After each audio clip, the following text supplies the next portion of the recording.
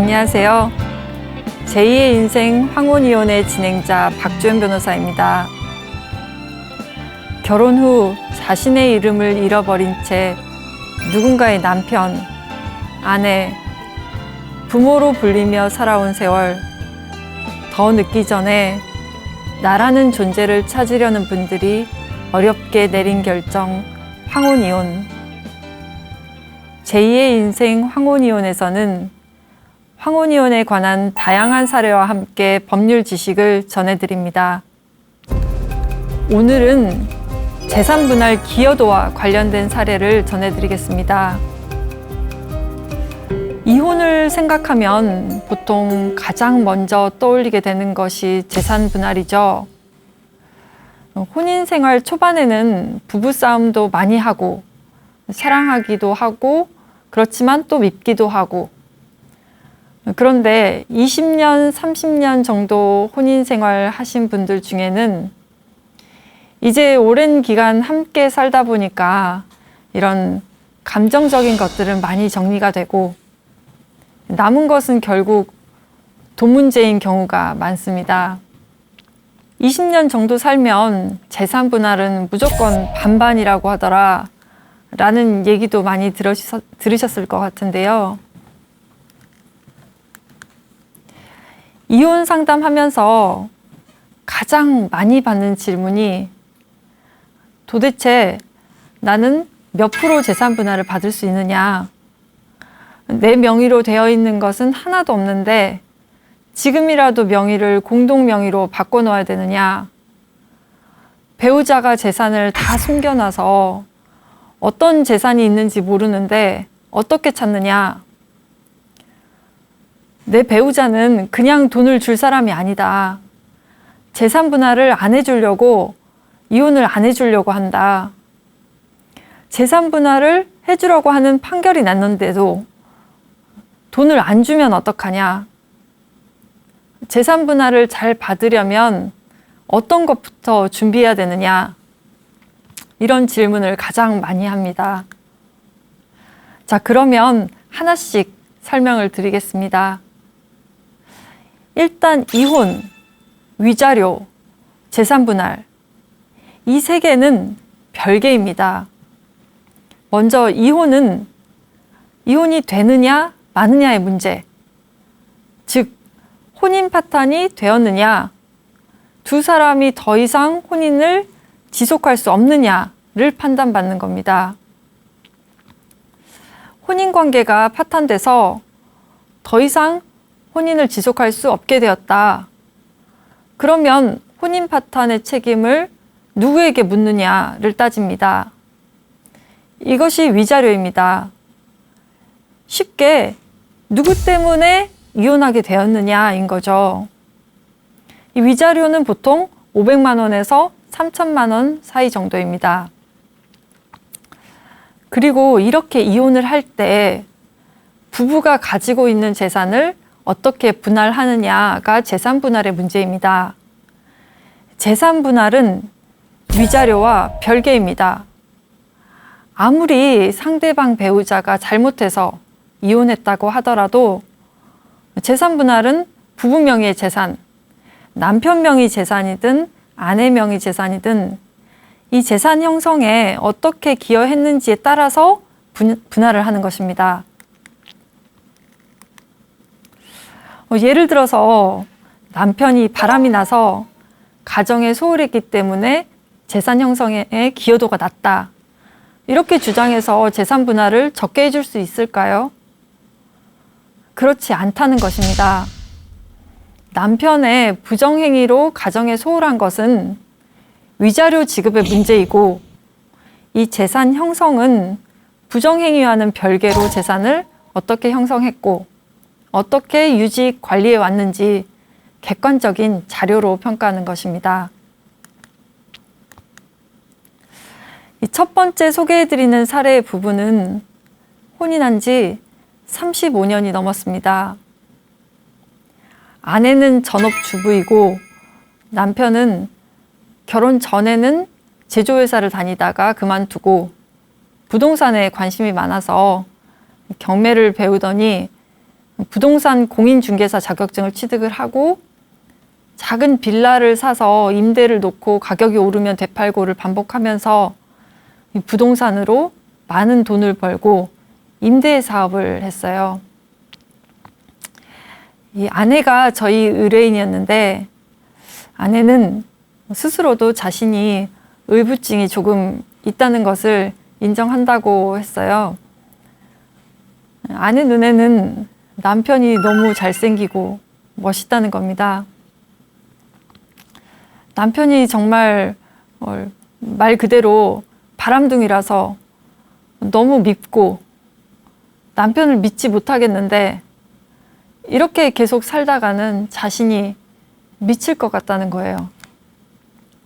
항상 의심하게 되니까 삶이 피곤해지는 거죠.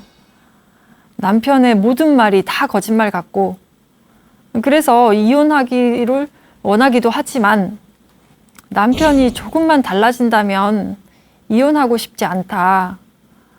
그런데 이렇게 사는 게 무슨 의미가 있는지 모르겠다. 차라리 안 보고 살면 마음이 편할 것 같다. 그래서 전화로 몇 번이나 상담을 하고 결국 한 1년 만에 사무실에 오셔서 이혼소송을 시작하겠다 해서 이혼소송을 시작하게 되었습니다. 남편이 이렇게 바람둥이면 당연히 자유롭게 살고 싶을 텐데 왜 협의혼을 하지 못하고 이혼소송을 하게 됐느냐? 바로 재산 분할 때문입니다. 남편은 부동산으로 돈을 굉장히 많이 벌었습니다. 자기 힘으로 힘들게 이렇게 이뤄낸 재산인데 아내에게 주고 싶지 않은 거죠. 그래서 아내가 이혼하자고 얘기를 해도 이혼은 해도 재산 분할은 못 해준다. 지금까지 내가 번 돈으로 편히 먹고 살게 해줬는데 재산 분할까지 해줄 수는 없다. 그럴 거면 차라리 이혼을 안 하는 게 낫다라고 하는 거죠. 아내는 남편이 주는 생활비를 받아서 살아왔고 남편이 돈 관리를 전부 다 했기 때문에 남편이 얼마나 돈을 모았고 부동산은 얼마나 있는지 잘 몰랐어요. 아내는 남편이 주는 생활비에서 조금씩이라도 돈을 모아보려고 했지만 또 남편이 아내에게 주는 이 생활비를 어떻게 썼는지 전부 다 관리를 하기 때문에 몰래 많이 모을 수는 없고 아내 명의로 가진 것은 그렇게 몰래 모은 3천만 원 정도 되는 예금 통장밖에 없었어요. 이혼 소송에서는 각자 명의의 재산, 통장이 다 오픈된다. 이런 얘기 많이 들어보셨죠?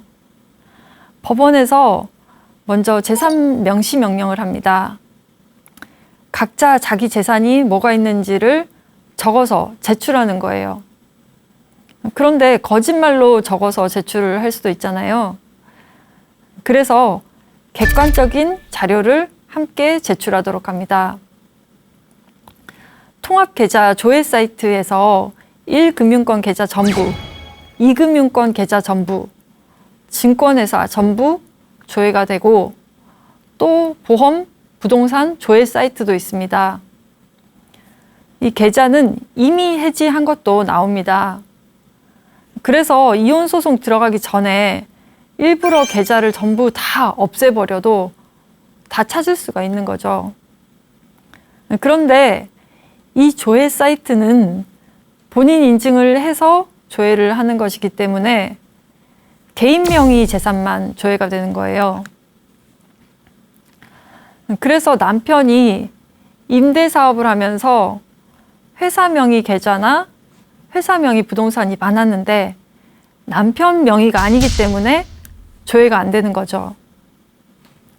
남편 개인 명의로 되어 있는 것만 조회가 되니까요. 남편은 처음에는 자기 명의로 되어 있는 것만 제출을 했는데 부동산도 하나밖에 없고 계좌에도 잔고가 거의 없는 거예요.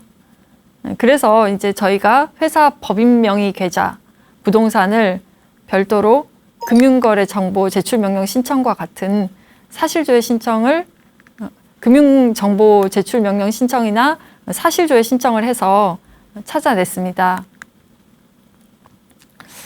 회사 법인 명의 재산은 거의 100억 정도가 됐습니다.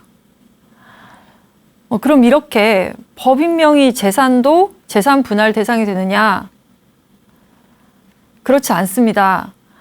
법인과 대표는 엄격하게 분리되어 있습니다. 그래서 간혹 배임의 문제도 발생하는 거죠. 이 법인 명의 재산은 재산 분할 대상이 되지 않습니다. 그럼 배우자가 자신의 재산을 전부 다 자기가 운영하는 법인 명의로 돌려놓으면 어떻게 해야 되느냐? 이 배우자가 보유한 법인의 주식은 배우자 명의이기 때문에 이 주식이 재산 분할 대상이 되는 거죠. 그러면 주식이 한 주당 얼마냐? 만약 증권거래소에 상장된 주식이라면 거래소 종가를 기준으로 가치를 평가하면 됩니다. 그러면 비상장 주식은 주식 가치를 어떻게 평가하느냐? 객관적 교환 가치가 적정하게 반영된 그런 정상적인 거래의 실예가 있을 때에는 그 거래 가격을 시가로 보고 주식의 가액을 평가하고, 그런 거래 실례 자체가 없다면 특별한 사정이 없는 한 법인의 순자산 가액을 발행 주식 총수로 나누어서 나온 금액을 기준으로 한 주당 가격을 정할 수도 있습니다. 그래서 이렇게 남편이 보유하는 주식의 가치를 평가해서 재산 분할 대상에 포함시켰는데 그 액수가 어마어마하죠. 남편은 이 돈을 주고 싶지 않아서 이혼을 하지 않으려고 했는데 이혼 소송에서도 어떻게 해서든지 재산 분할 액수를 줄이는 것이 목표겠죠. 그럼 이제 남편은 어떤 주장을 할 수 있을까요? 첫 번째로 한 주장은 다른 사람으로부터 투자를 받은 게 있다. 그래서 실제 내 지분은 30%밖에 되지 않는다. 재산 분할에서 재산 분할을 해주지 않으려는 배우자가 가장 많이 하는 주장 중 하나입니다. 예를 들어서 아버지가 내 이름으로 부동산을 사놓은 것이고 실질적으로는 아버지 소유이다. 이런 명의신탁 주장을 하는 건데요. 명의신탁으로 인정이 되려면 매수대금을 실질적으로 명의신탁자가 부담했어야 하고 관련 세금을 명의신탁자가 부담하거나 직접 재산을 관리 유지하는 이런 진정한 소유권자라고 하면은 할 그런 행위들을 했었어야 합니다. 저희 사안에서는 주주 명부에 남편의 여동생이 주식 40% 그리고 남편의 지인이 30%를 보유하고 있는 것으로 되어 있었는데 외관만 실제 거래가 있었던 것처럼 대금이 오고 가는 내용만 있을 뿐이고 또 굉장히 염가로 주식을 양도한 것으로 평가가 되어서 민법 제108조 소정에 통정한 허위의 의사표시로서 무효라고 판단이 되었습니다. 쉽게 말하면 둘이 짜고 거래를 했으니 무효라는 겁니다. 그래서 남편이 말하는 다른 사람의 재산이다, 다른 사람이 투자를 한 것이다 라는 이런 명의신탁 주장은 받아들여지지가 않았던 겁니다. 남편이 두 번째로 한 주장은 회사 설립은 혼인 직후에 했지만 혼인 전에 회사 설립에 자본을 마련했었다는 겁니다. 이 주장은 나름 설득력은 있었습니다. 회사의 기초가 되는 재산 자체는 혼인 전에 형성이 되었었고 혼인 이후에 회사를 더 성장시킨 건 맞죠. 그렇다면 이 주장으로 인해서 남편이 보유하는 주식을 재산 분할 대상에서 다시 제외해야 되느냐? 그렇지 않습니다. 여기서 기여도의 문제가 나오는 겁니다. 대법원 판례는 부부의 일방이 혼인 전부터 가진 고유 재산과 혼인 중 자기의 명의로 취득한 재산은 그의 특유 재산으로 추정되고, 특유 재산이라고 할지라도 다른 일방이 적극적으로 그 특유 재산의 유지에 협력해서 그 감소를 방지했거나 그 증식에 협력하였다고 인정되는 경우에는 분할의 대상이 될 수 있다라고 판시하고 있습니다. 즉, 남편이 혼인 전부터 가지고 있던 재산이라고 하더라도 그 재산의 유지, 관리, 증식에 아내가 기여를 했다면 재산 분할 대상이 될 수 있고, 법원에서는 기여의 정도, 혼인 생활의 과정과 기간, 당사자들의 나이, 직업, 소득, 경제력, 이혼 후 부양적인 요소, 이런 것들을 모두 고려해서 기여도를 판단합니다. 저희 사안은 혼인 기간이 35년이 넘어서 상당히 길고 남편의 소득으로 생계를 유지를 했는데 아내도 가사를 담당했고, 이 재산의 증식은 대부분 혼인 이후에 이루어졌고, 이혼 후에 아내는 아무런 소득이 없는데 반해서 남편은 계속 소득 활동이 가능한 점, 이런 것들을 고려해서 아내의 기여도는 40%로 평가가 됐습니다. 보통은 35년 정도의 혼인 기간이라고 하면 50%의 기여도가 인정되어야 하지만, 남편이 사실상 사업 수완이 좋아서 다른 사람들보다 몇 배의 큰 수익을 올릴 수 있었고, 또 그 사업의 기초가 되는 자본금은 혼인 전에 받은 다른 회사를 퇴직하면서 받은 그 퇴직금과 부동산 경매를 통해서 생긴 수익으로 인한 것이었고, 또 남편이 재산 분할을 해줄 경우에 모든 재산이 거의 부동산으로 묶여 있는데 현금화를 해서 분할을 해줘야 되기 때문에 이런 점들을 고려해서 40%로 인정이 되었습니다. 그럼 이제 실제로 재산 분할을 받는 문제가 남아있죠. 재산 분할로 얼마를 지급해라 라는 판결이 나왔는데도 지급하지 않는 분들이 있습니다. 이 재산 분할 판결은 판결 확정일부터 연 5%의 이자가 가산됩니다. 물론 재산 분할 금액이 클 때에는 그 금액을 마련할 수 있을 정도의 시간을 3개월에서 6개월 정도 주기도 합니다. 그런데 이렇게 지급 기한이 지났는데도 돈을 주지 않는 분들이 있는데, 보통 판결을 승복할 수 없고 상대방을 괴롭히고 싶은 마음도 있는 거죠.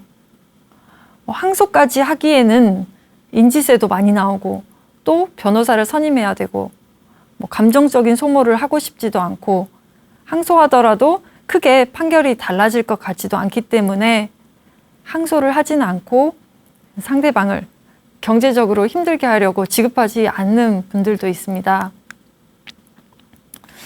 그럼 어떻게 해야 되느냐? 판결문을 가지고 강제 집행을 해야 됩니다. 상대방 명의의 재산에 강제 집행을 하는 겁니다. 상대방 명의 부동산이 있으면 그 부동산을 압류해서 강제경매 신청을 하고, 또 은행 계좌가 있으면 계좌를 압류해서 그 계좌에 있는 돈을 직접 추심하는 식의 강제 집행을 많이 합니다.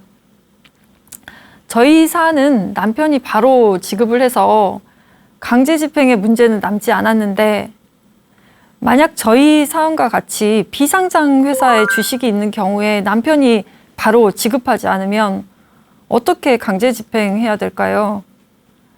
남편이 보유하는 주식에 대해서 압류해야 됩니다. 그러면 주식을 압류해서 어떻게 해야 되느냐? 집행법원에 양도명령이나 매각명령과 같은 특별 현금화 결정을 받아야 됩니다. 그런데 이렇게 주식이 양도되거나 매각되면 경영권 구조에 영향이 있을 수가 있어서 보통은 판결금을 지급하는 경우가 많습니다. 이렇게 혼인 기간이 장기간이면 재산 분할 받을 재산이 대부분 있고, 판결문을 받으면 상대방이 임의로 판결금을 지급하지 않아도 강제로 받아낼 수 있는 방법이 있습니다. 문제는 이혼을 결심하기까지이고, 이혼을 결심하고 변호사를 선임한 이상 재산 분할은 해결될 수 있으니까 상대방 배우자가 한 푼도 안 주겠다라든지 줄 재산이 없으니 알아서 찾아봐라 라든지 이런 말에 걱정하실 필요는 없을 것 같습니다. 어떠신가요? 몇십 년을 함께 살고 이혼하게 되었는데 이렇게 돈 문제로 치열하게 싸워야 하는 이런 상황이 참 안타깝고 먹먹하지 않으신가요? 그렇지만 또 한편으로는 혼인 중에 쏟아부은 가정에 대한 내 노력, 그리고 이혼 후에 어느 정도 안정적인 생활도 생각을 해야 되니까 당연히 재산 분할을 잘 받는 것도 중요하겠죠.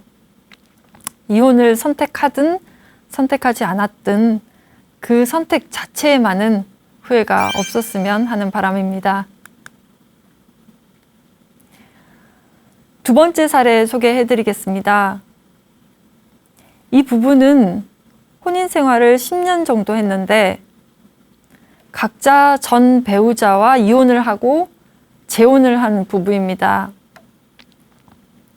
그래서 각자 전 배우자와의 자녀가 있고 그 자녀들의 양육권은 모두 재혼한 이 부부에게 있었습니다. 아내는 자녀가 1명, 남편은 자녀가 2명 있었습니다. 아내는 도자기 공방을 운영하고 있었고 남편은 의사였습니다. 두 사람이 교제를 시작했을 때 남편은 병원에서 월급을 받고 일하는 고용의사였고 결혼을 하고 개원을 했습니다. 첫 번째 병원은 남편의 잘못으로 실패했는데요. 두 번째 병원을 개원할 때 아내 집에서 병원을 차려줬습니다. 보증금과 인테리어 공사비, 또 기타 개원하는 데 드는 비용이 총 9억 정도가 필요했었는데 아내 친정에서 5억을 지원해주고 나머지 4억은 대출을 받아서 개원을 하게 됐습니다. 그런데 남편 병원에서 일하는 간호사와 바람을 피우게 된 거예요. 남편이 진료 끝나고 회식을 하고 온다고 할 때마다 회식을 하고 오는 것 같지 않은 느낌이 아내가 들었다고 해요. 누구랑 회식하는 거냐라고 물어보면 항상 병원 직원들과 제약회사 직원들, 다른 병원 원장 정도였는데 병원에 간호사와 간호조무사가 총 4명 있었습니다. 그중 2명은 전혀 술을 하지 못했고 나머지 2명 중에 1명은 밤에 다른 부업을 하는 게 있어서 언제나 30분 정도 일찍 퇴근을 했고 다른 1명도 신혼이라서 일찍 집에 들어가야 하는 것으로 알고 있었어요. 그리고 또 다른 병원 원장은 누군지는 모르겠지만 의심이 되는 건 이 부부가 재혼하고 대구에서 병원을 개원을 했었는데 이때 남편이 의료법 위반으로 문제되는 것이 있어서 결국 그 첫 번째 병원이 실패를 한 거였거든요. 그래서 아내 친정이 있는 서울로 올라와서 그 근처에 집을 구하고 병원 개원을 한 것이라서 남편이 그렇게 자주 볼 만큼 친하게 지낼 만한 병원 원장이 있는 것으로 생각되지 않았던 겁니다. 그래서 아내는 뭔가 이상하다라는 느낌이 있었던 거죠.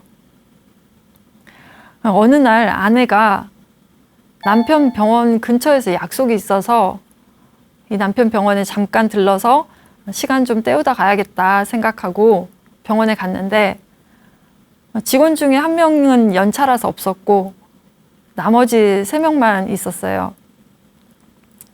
아내는 약속 시간이 이제 돼서 병원에서 나와서 약속 장소에 갔다가 생각보다 거기서 일이 일찍 끝나서 혹시 남편도 퇴근 시간이 맞으면 함께 집에 가야겠다 생각하고 다시 병원으로 갔는데 연차로 오늘 출근을 안 했다고 하는 간호사가 병원 건물 안으로 들어가는 거예요. 그래서 아내가 몰래 따라 올라갔습니다.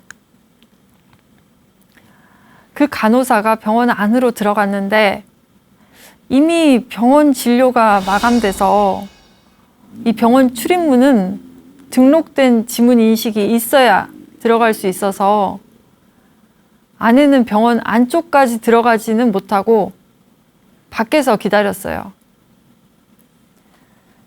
병원 출입문이 유리로 되어 있어서 안쪽이 보이기는 했는데 불이 꺼져 있고 인기척은 없고 아내가 잘못 본 건가? 다른 층으로 간 건가? 긴가민가 하면서 한 10분 정도 기다렸는데 안쪽에서 원장실 문이 열리면서 남편이 그 간호사와 거의 껴안다시피 하면서 간호사의 어깨를 팔로 감싸 안으면서 걸어 나오는 거예요. 이 장면을 목격하면 어떻게 하실 것 같으신가요? 보통은 당황해서 어떻게 해야 한다는 생각이 안 든다고 해요.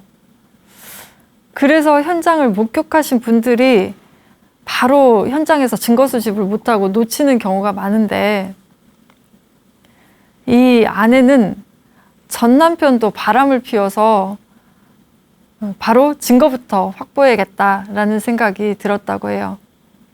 그래서 동영상을 찍고 일단 집으로 돌아왔습니다. 저는 아내의 상담 전화를 이때 처음 받았는데요. 아내는 남편이 이렇게 바람 피우는 장면을 목격했다. 초혼도 남편이 바람을 피워서 이혼했고 그렇게 이혼한 걸 남편은 잘 알면서도 나한테 이렇게 똑같은 상처를 준 것을 용서를 할 수가 없다. 이혼을 하려고 생각하는데 이렇게 이혼하면 재산 분할이 어떻게 되느냐. 친정어머니가 병원 개원할 때 5억을 지원을 해주셨고 또 서울로 이사 오면서 보증금 3억을 지원해 주셨다. 이 돈은 전부 다 돌려받을 수 있느냐 물어보시는 거예요. 전에 이혼을 할 때도 재산 분할 때문에 골치가 아팠는데 해보니 재산 분할할 때 친정에서 지원해줘도 전부 다 못 돌려받는 것 같더라. 그래도 최대한 돌려받고 재산 분할하고 싶다라고 하셨어요. 그래서 최대한 돌려받을 수 있는 방법을 고민을 했습니다. 만약 지금 당장 이혼을 한다면 친정어머니가 지원해준 8억 원은 일단 부부 공동 재산이 돼서 재산 분할 대상에 포함이 되는데 남편이 그 돈을 기초로 해서 병원을 개원하고 운영해서 소득으로 생계를 유지했기 때문에 기여도가 적어도 남편에게 30% 이상은 될 것으로 생각이 됐습니다. 그렇지만 이 30%를 주는 것도 아내 입장에서는 아깝죠. 그래서 친정에서 받은 돈을 전부 다 그냥 지원받은 것으로 하면 돌려받을 수가 없으니까 친정 어머니에게 얘기해서 조금씩 돈을 갚아달라라고 얘기를 하라고 했어요. 친정 어머니가 사위에게 연락을 해서 이제 병원이 안정적으로 운영되고 이제 서울에서 자리도 잡았으니까 내가 지원해준 돈을 조금씩이라도 갚아달라라고 했죠. 그래서 남편이 대출을 받아서 어머니에게 3억 원을 갚았습니다. 일단 8억 중에 3억은 회수를 했죠. 여기까지 걸린 시간이 바람 피운 것을 알게 되고 난 때로부터 5개월 정도가 걸렸습니다. 이 아내는 3억을 회수했으니까 이혼소송을 바로 들어가겠다라고 해서 이혼소송이 시작됐습니다. 아내는 그 기간 동안 부정행위의 증거도 많이 수집을 할 수 있었죠. 아내는 남편의 외도로 이혼하게 됐으니까 위자료 3천만 원 지급해라 라는 소송을 제기했고, 남편도 반소를 청구했습니다. 반소는 쉽게 말하면 맞소송이라고 이해하면 됩니다. 원래는 아내가 남편을 상대로 이혼 소송을 청구하는 것과 남편이 아내를 상대로 이혼 소송을 청구하는 것은 별개의 소송이지만, 두 소송에서 당사자의 주장이나 방어가 결련 관계에 있어서 하나의 소송에서 본소, 반소로 진행되는 것입니다. 그래서 본소 원고는 반소 피고가 되고, 반소 원고는 본소 피고가 되는 것입니다. 각자 원고인 동시에 피고도 되는 거죠. 아내는 남편의 외도를 이유로 이혼을 청구했는데, 그럼 남편은 도대체 아내의 어떤 잘못을 이유로 반소 이혼을 청구했을까요? 아내의 과소비, 그리고 전처와의 사이의 자녀들과 아내의 전남편과의 사이의 자녀와의 차별 대우를 사유로 이혼 청구했습니다. 실은 이혼 사유 중에서 정말 찾다 없을 때 가장 마지막으로 주장하는 사유가 과소비인 것 같고, 이렇게 각자 재혼한 부부의 경우에 배우자의 친자녀와의 차별 대우인데, 이혼 사유로 인정되기 위해서는 누가 봐도 명백하게 과소비와 차별 대우가 인정돼야 합니다. 과소비는 단순히 비싼 물건을 사고 계획 없이 지출을 한 정도를 넘어서 이 과소비로 인해서 혼인 생활을 계속할 수 없을 정도의 중대한 사유가 있어야 됩니다.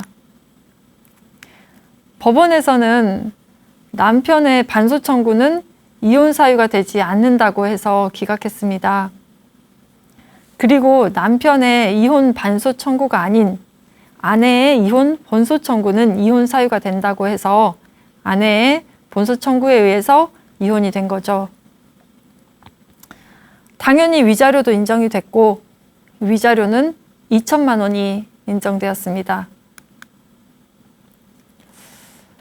이제 재산 분할의 문제가 남았는데요.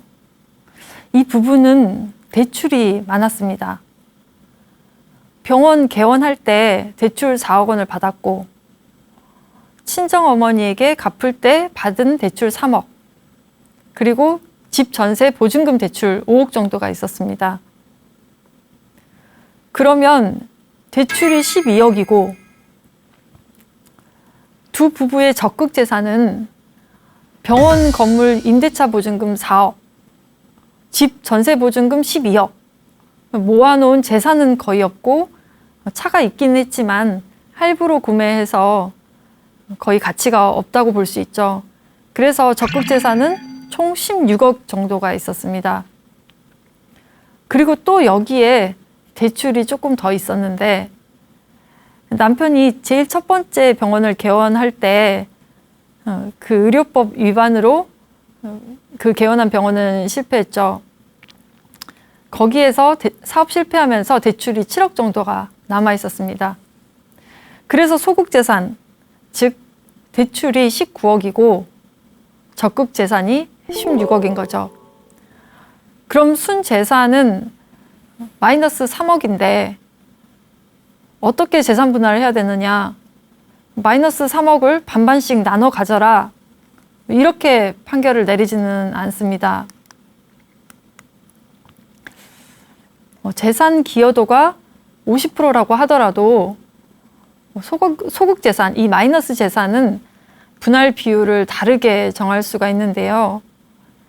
이 부분은 모든 재산이 전부 다 남편 명의로 돼 있어서 결국 적극 재산에서 일부를 남편이 아내에게 지급하고 대출을 분담하도록 해야 되느냐라는 것인데, 남편은 의사이고 앞으로 병원 운영을 통해서 계속 큰 소득이 있을 것으로 예상되니 아내에게 대출을 분담하도록 하는 것은 부당하다고 보았습니다. 결국 남편이 적극재산, 소극재산 모두 명의 그대로 귀속하되 아내의 친정에서 지원을 해준 것을 기초로 재산을 형성했기 때문에 아내에게 2억을 지급해라 라고 했습니다. 그러니까 남편은 모든 재산을 그대로 가지고 대출도 남편이 갚고 아내는 대출을 나누어 갖지 않고 남편에게 2억을 받게 되는 거죠. 이렇게 소극 재산이 적극 재산보다 많은 경우에 쉽게 말하면 대출이 재산보다 더 많은 경우 재산 분할을 한 결과가 결국 채무의 분담을 정하는 경우에도 법원이 분담 방법을 정해서 재산 분할을 할 수 있고 이것은 적극 재산의 기여도와는 다르게 판단할 수 있다는 것이 판례의 태도입니다. 그래서 이혼하는데 상대방 배우자 채무가 너무 많은데 같이 무조건 나누어야 되는 거냐? 이렇게 물어보시는 분들이 많은데 일률적으로 답을 드리기는 어렵습니다.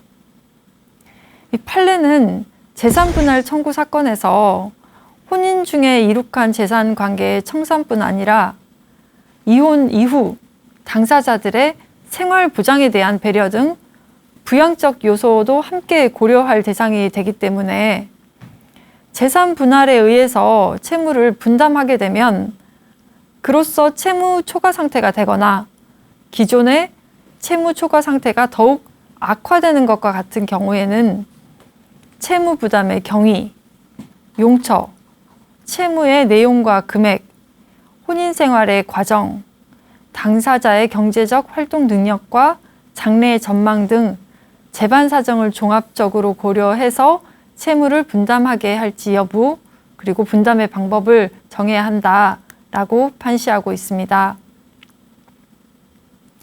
즉, 채무를 무조건 분담하게 하면 일방은 채무가 있더라도 얼마든지 소득 활동을 통해 그 경제력을 회복할 수 있는 반면 다른 일방은 경제력이 전혀 없어서 채무 초과 상태가 악화된다라고 판단이 되면 경제력이 있는 일방에게만 채무를 분담할 수 있다는 것입니다. 따라서 이혼할 때 무조건 채무를 나누는 것은 아닙니다. 특히 남편이 도박을 해서 주식을 해서 돈을 많이 날렸다. 그래서 대출이 많다. 이걸 전부 다 함께 나눠야 되느냐. 이것 때문에 일단은 이혼하려고 한다. 이런 분들도 많은데요. 무조건 상대방이 도박이나 주식으로 인한 대출 채무를 나눠야 되는 것은 아닙니다.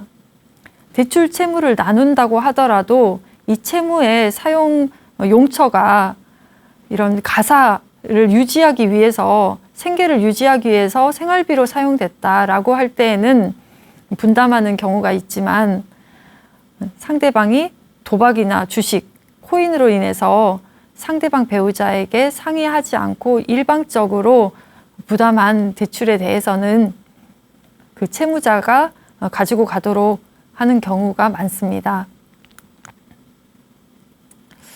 오늘은 재산 분할에 관한 사례에 관해서 말씀드렸는데요. 이혼을 하기로 마음을 먹었다면 당연히 혼인 생활 중에 기여도에 따라서 재산 분할을 잘 하는 것, 새로운 시작을 할 수 있도록 재산을 잘 정리하는 것, 이것도 이혼에서 정말 중요한 부분인 것 같습니다. 부부는 인생이라는 여행길을 평생 함께 걸으며 고락을 함께 나눈 동행자입니다.